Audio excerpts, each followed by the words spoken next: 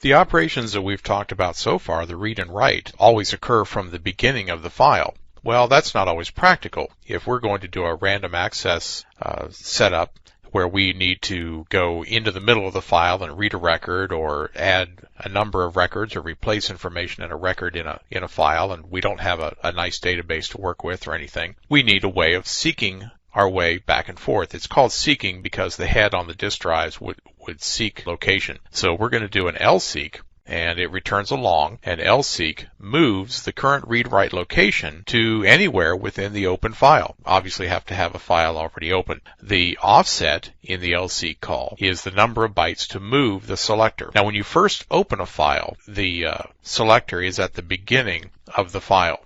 So then you have to select an origin.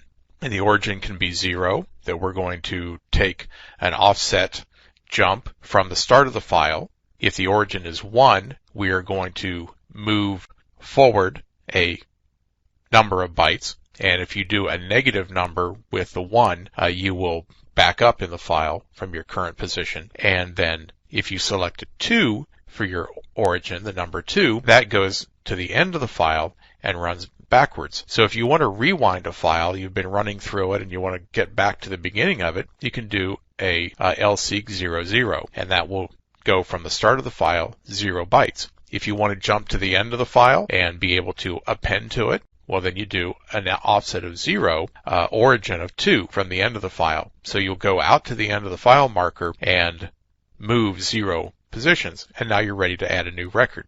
So that's the lseek. Moves the current read and write location to anywhere within a file. You probably won't have to use this very much because most people that are doing this kind of record handling work with databases now. They let the database take care of all the file handling and all of that sort of overhead for them. But that's lseek.